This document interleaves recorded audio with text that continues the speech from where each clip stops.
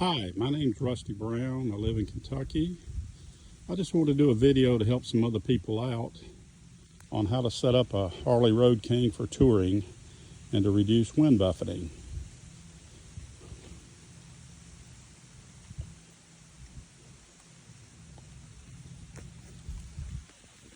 Yeah, that's me. Anyway, I've watched a whole lot of YouTube videos and pieces and parts from various YouTubers and websites, and just gonna walk through what I've done to this bike. It's an 07 Road King.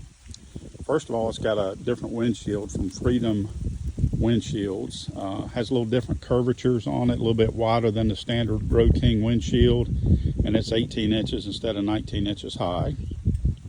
Has the lip up here, which helps with the buffeting. Something I recently did, I'd watched some YouTube videos. This is the this is the Gold Wing vent. Be careful when you cut your hole so you don't crack your windshield. I cracked mine a little bit, but oh well. I obviously put the lowers on it. I think they create buffeting themselves because the air is pushing in different directions.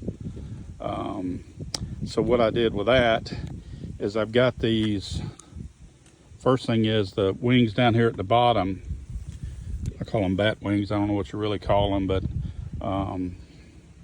they're basically some custom ones. I bought some standard ones from, I can't remember who, and then cut them down. They're about 3 inches wide and 5 or 6 inches tall. Obviously you got a front camera on here. I got a front and back camera on the bike. You've also got these wind deflectors. These things came from eGlideGoodies.com. I actually bought them used on eBay, and then they're for a road glide or an ultra, and I basically modified the mounts and painted the tops of them black to stop the reflection of the turn signals. Underneath there, you'll see right here, this is the air deflector. And then I put some custom angles here. There's two here and there's one down here that basically channel the wind better. It was 80 degrees yesterday and my bike was running at 226 degrees Fahrenheit, running 80 miles an hour. So I've got the engine cooling down pretty good. This is from DK Customs. It's their air deflector that shoots air down instead of up over the tank. I do have the old triple tree deflector that I put on here. DK Customs says don't do that, but I personally think it helps with the buffeting a little bit, so I'll sacrifice a few degrees by putting that back on. And obviously the lowers, these are just some generic thing off Amazon. They're not the Harley ones, but they're a third of the cost. Obviously highway pegs. I've wrapped a lot of my exhaust. This up in the front is actually double wrapped. The back is single wrapped. Helps get the heat off of me and down the pipe. I put the extenders for the floorboards where they come out a little bit better than normal. Airhawk seat pad is on the back. That's the small and actually works great on your back. Obviously I got a back pad there, and then I got a butt buffer gel pad that I sit on. I think that's about it for the bike stuff. Oh, here's something interesting. This is an Cobra IRAD radar detector hooked to an old iPhone. The iPhone's the display for it.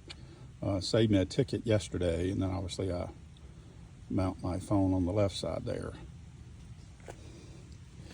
I use these Wild Heart, I think they're 60-liter dry bags, and it was interesting that I initially stacked them one on the other across the back seats the way I normally do it, but there's about 60 pounds of weight between the two of them, so it worked out better to hook them on the sides. They come with their own straps and all that stuff, so seems to be stable. Bike handles well on the highway, and this trip's about 50% interstate and 50% 2- and 4-lane highway.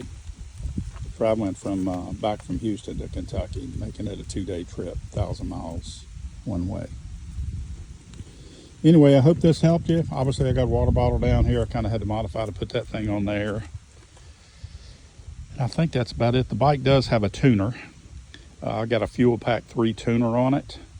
I can pull that up on my iPhone, and that's where I got the engine temperature from. So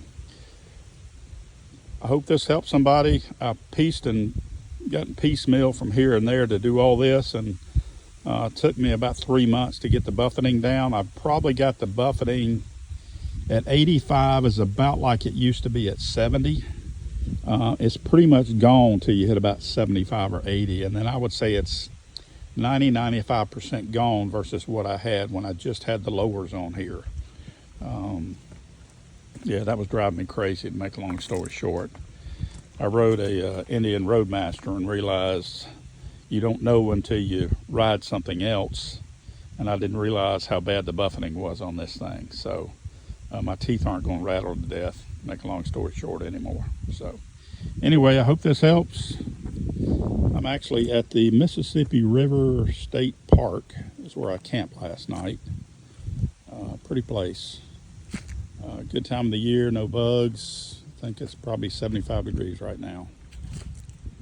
Anyway, hope it helped, and hope I saved you some time and guesswork and trial and error, because I've done a lot of that over the last year trying to get this bike equipped for the highway. I've run about 26,000 miles on it, 2.5 years. Did a trip from the Kentucky to the West Coast and back last summer. This year I've done a couple 2,000 mile trips. The West Coast trip was about 7,300 over 21 days. So definitely set it up to hit the highway. Hope I helped you, and I don't know if I'll ever make another video, but I hope this one helps you if you're looking for assistance. Take care.